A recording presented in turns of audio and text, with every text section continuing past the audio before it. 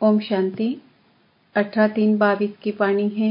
मीठे बच्चे, माया की फागी बड़ी जबरदस्त है, उससे खबरदार रहना है। बादल में कभी भी मूझना नहीं। प्रश्न, महावीर बच्चों ने कौन सा कर्तव्य किया है जिसका यादगार शास्त्रों में है? उत्तर, महावीर बच्चों ने मूर्छित को संजीवनी बूटी देकर सूजित किया है। इसका यादगार शास्त्रों में भी दिखाते हैं। तुम बच्चों को तरस पड़ना चाहिए, जो सर्विस करते करते बाप से परसा लेते लेते किसी भी कारण से बाप का हाथ छोड़कर चले गए। उन्हें पत्र लिखकर सूजित करो। पत्र लिखो कि तुम्हें क्या हुआ जो तुमने पढ़ाई छोड़ दी, बदनसीब क्यों बने। गिरते हुए को बचाना चाहिए। गीत, नयनहीन को राह दिखाओ प्रभु, दर दर ठोकर खाए। ओम शांति। यह गीत बहुत कॉमन गाते हैं। हे भगवान, अंधों की लाठी बनो, क्योंकि भक्ति मार्ग में ठोकरें बहुत खाते हैं परंतु बाप को नहीं पाते। आत्मा कहती है, हे बाबा, मैं आपसे मिलने के लिए इस शरीर द्वारा बहुत ही भटकी।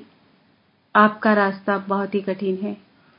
यह तो जरूर मनुष्य समझते हैं कि जन्म जन्मांतर हम भक्ति करते आए हैं। यह नहीं जानते कि हमको ज्ञान मिलना है, तब हम नयनहीन से सज्जे बनेंगे। भक्ति मार्ग का कायदा है भक्ति करना, धक्का खाना। आधा कल्प धक्के खाए हैं, तुमने अब धक्के खाने बंद कर दिए हैं। तुम भक्ति नहीं करते, न शास्त्र पढ़ते। जब भगवान मिल गया फिर यह सब क्यों करें? जबकि भगवान हमको अपने साथ ले जाने वाला मिला है, तो फिर हम धक्के क्यों खाएं? भगवान आएगा तो जरूर सबको साथ ले जाएगा। सभी धक्के भी खाते रहते हैं और एक दो को आशीर्वाद भी करते रहते हैं, समझते कुछ भी नहीं। पोप, साधु, संत जो आते हैं उनके लिए समझते हैं, तो ये गुरु लोग हमको रास्ता बताएंगे भगवान से मिलने का।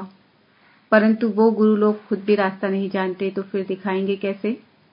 आशीर्वाद देते हैं तो भी सिर्फ इतना कह देते हैं, भगवान को याद करो, राम राम कहो।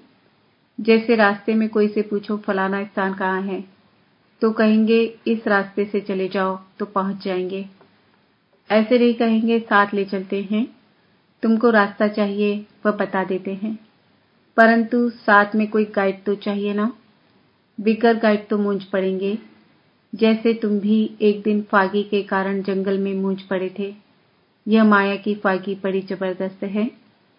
स्टीमर वालों की फागी के कारण रास्ता दिखाई नहीं देता, बड़ी खबरदारी रखते हैं। तो यह फिर है माया की फागी। कोई को रास्ते का पता नहीं पड़ता, जब तब तीर्थ आदि करते रहते हैं। जन्म जन्मांतर भगवान से मिलने के लिए भक्ति करते आए। अनेक प्रकार की मत भी मिलती है, जैसा संग वैसा रंग। जैसे तुम भी एक दिन फागी के कारण जंगल में मूंझ पड़े थे। यह माया की फागी बड़ी जबरदस्त है। स्टीमर वालों को फागी के कारण रास्ता दिखाई नहीं देता, बड़ी खबरदारी रखते हैं। तो यह फिर है माया की फागी। कोई को रास्ते का पता नहीं पड़ता, जब तब तीर्थ आदि करते रहते हैं। जन्म जन्मांतर भगवान से मिलने के लिए भक्ति करते आए। अनेक प्रकार की मत भी मिलती है, जैसा संग वैसा रंग। हर जन्म में गुरु भी करना पड़े। अब तुम बच्चों को सद्गुरु मिला है। वह खुद कहते हैं, मैं कल्प कल्प आकर तुम बच्चों को वापस घर ले जाता हूँ, फिर विष्णुपुरी में भेज देंगे। अब हम बाबा से वर्षा ले रहे हैं, मानो कोई गुरु व पंडित आदि आकर यह ज्ञान ले और दूसरों को कहे कि मन मना भव, शिव बाबा को याद करो। तो उनके शिष्य आदि पूछेंगे, तुमने यह ज्ञान कहाँ से लिया? वह झट समझेंगे कि इसने दूसरा रास्ता ले लिया है। उनका दुकान खत्म हो जाएगा, मान्यता खत्म हो जाएगी। कहेंगे तुमने ब्रह्मा कुमारियों से ज्ञान लिया, तो हम क्यों न बीके के पास जाएं? खुद गुरु लोग भी कहते हैं, सब जिज्ञासु हमको छोड़ देंगे, फिर हम कहाँ से खाएंगे? सारा धंधा खत्म हो जाएगा, सारा मान खत्म हो जाएगा। यहाँ तो 7 रोज भट्टी में रख फिर सब कुछ कराना पड़ेगा। रोटी पकाओ, यह करो, जैसे सन्यासी लोग भी कराते हैं, तो देह अभिमान टूट जाए तो फिर ऐसे का ठहरना बड़ा मुश्किल है। दूसरी बात, जो बाहर से आते हैं उनको पहले पहले बाप का परिचय देना है कि हम माता पिता से विश्व के मालिक बने का वर्षा ले रहे हैं। बाबा है विश्व का रचयिता। हमारी एम ऑब्जेक्ट है कि हमको नर से नारायण बनना है। तुमको भी दाखिल होना है तो 8 रोज आकर पढ़ना होगा। बड़ी भारी मेहनत है, इतना अभिमान कोई तोड़ ना सके। ऐसे ऐसे आदमी जल्दी आ नहीं सकते। बाबा समझाते हैं कि तुम भाई बहन हो, एक दो को समझा सकते हो। समझो कोई बच्चे हैं जो बहुत अच्छी सर्विस करते थे, बहुतों को समझाते थे, अब बाबा का हाथ छोड़ दिया है। अब यह तो तुम जानते हो कि शिव बाबा हमको पढ़ाते हैं ब्रह्मा द्वारा, डायरेक्ट तो नहीं पढ़ा सकते हैं। तो बाबा कहते हैं ब्रह्मा द्वारा स्थापना कराता हूँ, राजयोग सिखलाता हूँ। अगर कोई ने ब्रह्मा का हाथ छोड़ा तो गोया शिव का भी छोड़ा। विचार किया जाता है फलाने ने छोड़ा क्यों? नसीबदार बनने के बदले बदनसीब क्यों बने हो? तुम रूठे किससे? बहनों से रूठे होंगे। तुम जो इतना वर्षा लेने वाले थे, फिर क्या हुआ? क्या सिखलाने वाले बाप ने तुमको कुछ कहा जो पढ़ाई छोड़ दी और बदनसीब बन गए? बाबा भी पूछ सकते हैं, तुमने राजयोग सीखना क्यों छोड़ा? तुम भी आश्चर्यवत पापा का बनंती कथंती भागंती में आ गए, अपनी तकदीर को लकीर लगा दी। समय देख उनको लिखाना चाहिए। हो सकता है पत्र पढ़ने से फिर जग जाए। गिरते हुए को बचाना होता है। डूबने से किसको बचाया जाता है तो ऑफरिंग देते हैं। यह भी डूबने से बचाना है। ज्ञान की ही बातें हैं, लिखना चाहिए। तुमने खिवैया का हाथ छोड़ा है तो डूब मरेंगे। तैरने वाले लोग अपनी जान को जोखिम में रख दूसरों को बचाते हैं। कोई पूरा तारू नहीं होता है तो खुद भी गुम हो जाता है।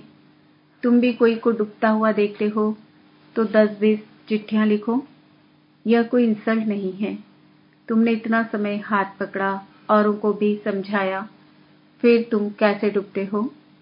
तुम प्रेम से लिखो, बहन जी तुम तो राजयोग सीख पार जाने वाली थी, अब तुम डूब रही हो। तरस पड़ता है तो बेचारे को बचावे, फिर कोई बचता है व नहीं। यह तो हुई उनकी तकदीर। दूसरी बात, यह जो प्रदर्शनी में ओपिनियन लिख कर देते हैं कि यहाँ नर से नारायण बनने का मार्ग बताया जाता है, यह राजयोग बहुत अच्छा है। बस लिखा, बाहर निकला तो भूल गया। इसलिए जो लिखते हैं उनकी पीठ करनी चाहिए कि तुमने यह ओपिनियन लिख कर दिया, परंतु क्या किया? न अपना फायदा किया न दूसरों का। पहली मुख्य बात है माता पिता की पहचान देनी है। इसलिए पापा ने प्रश्नावली बनाई है, तो पूछो, परमपिता परमात्मा से तुम्हारा क्या संबंध है, क्या वर्षा मिलता है, यह लिखाना चाहिए। बाकी सारी प्रदर्शनी समझाए, पिछाड़ी में लिखने से कोई फायदा नहीं। मुख्य बात है माता पिता का परिचय देना। अब समझा है तो लिखो, नहीं तो गोया कुछ नहीं समझा। जिगरी समझाकर फिर लिखाना चाहिए। बरोबर ये जगदम्बा जगत पिता है, वह लिखते कि बरोबर बाप से वर्षा मिलता है। यह लिख कर दे तब समझो कि तुमने कुछ सर्विस की है। फिर अगर न आए तो चिट्ठी लिखनी है। बरोबर ये जगदम्बा और जगत पिता है, तो फिर वर्षा लेने क्यों नहीं आते? अचानक काल खा जाएगा, मेहनत करनी चाहिए। प्रदर्शनी की, उससे मुश्किल कोई 2-4 निकले तो फायदा क्या हुआ? बच्चों को पुरुषार्थ करना चाहिए। आना छोड़ दें तो चिट्ठी लिखनी चाहिए। तुम बेहद के बाप से वर्षा लेते थे, फिर माया ने तुमको पकड़ लिया है, प्रभु का तरफ छोड़ देते हो। यह तो तुम अपना पद भ्रष्ट कर देंगे। जो महावीर होगा वह झट संजीवनी बूटी देंगे। यह बेहोश हो गया, माया ने नाक से पकड़ लिया तो उनको बचावे। इतनी मेहनत करे तब कोटों में कोई निकले। जांच करनी पड़े कि यह सैपलिंग कैसा है। बच्चियां लिखती है कि हमारा गला घुट गया है, परंतु तुम जास्ती बातों में जाओ ही नहीं। पहली मुख्य बात समझा कर लिखाओ, फिर और बात। एक ही त्रिमूर्ति के चित्र पर पूरा समझाना है। निश्चय करते हो तो तुम्हारे माँ बाप है, इनसे वर्षा मिलना है। कोई कितना भी बूढ़ा हो, ये 2 अक्षर तो सबको समझा सकते हैं ना। अगर ये 2 अक्षर भी धारण नहीं होते तो बाबा समझ जाते हैं कि इनकी बुद्धि कहाँ कीचड़ में फंसी हुई है। मुख से ज्यादा नहीं बोलना है, सिर्फ बाबा और वर्षे को याद करो। वर्षा है विष्णुपुरी, जिसके तुम मालिक बनते हो। बाबा अति सहज कर समझाते हैं। अहिल्याएं कुब्जाएं कैसी भी हो, वर्षा पा सकती है। सिर्फ श्रीमत पर चले। देही अभिमानी बनना तो सहज है, किसको गृहस्थ व्यवहार नहीं है। अकेला है तो बहुत सर्विस कर सकते हैं। कोई कोई को देह अभिमान रहता है, मोह की रग टूटती नहीं है। देही अभिमानी शरीर में मोह नहीं रखेंगे। बाबा युक्ति बताते हैं, तुम अपने को आत्मा समझो। यह पुरानी दुनिया है, इनसे ममत्व मिटाना है। एक बाप को याद करना है। वर्षे को याद करने से रचता भी याद आ जाता है। कितनी कमाई है, खुद भी करो और औरों को भी कराओ। माँ बाप बच्चों को लायक बना देते हैं, फिर बच्चे का काम है बाप की संभाल करना। फिर माँ बाप छूटे। यहाँ बहुत है जिनकी रग जाती है। कोई को अपना बच्चा नहीं तो धर्म के बच्चे में मोह जाता है, फिर वह पद पा नहीं सकेंगे। सर्विस के बदले डिसर्विस करते हैं। प्रदर्शनी में मुख्य बात यह समझानी है, जो निश्चय हो जाए कि बरोबर यह हमारा बाप है। इनसे राजू द्वारा 21 जन्म का वर्षा मिलता है।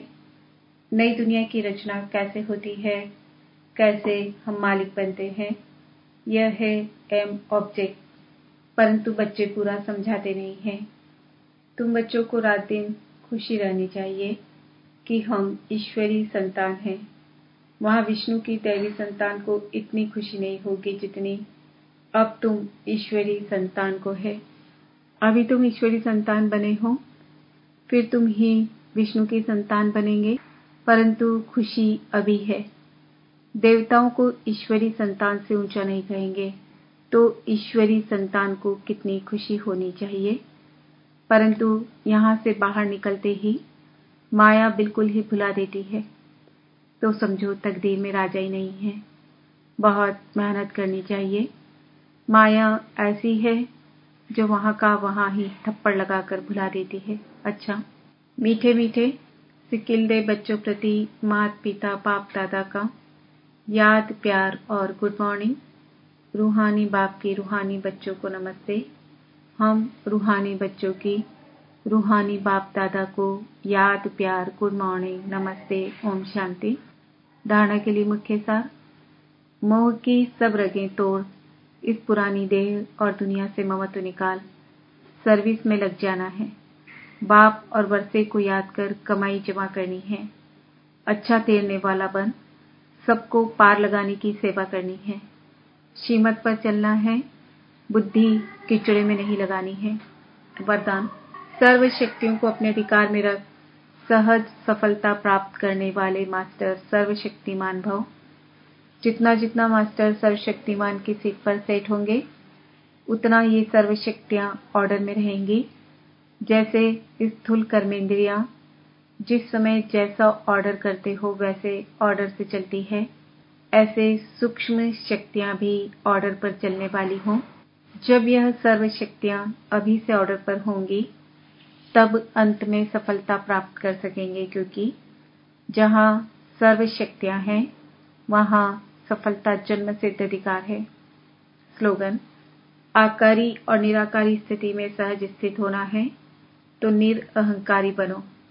आज का स्वमान है, मैं आत्मा मास्टर सर्वशक्तिवान हूँ। अनमोल ज्ञान रत्न दादियों की पुरानी डायरी से।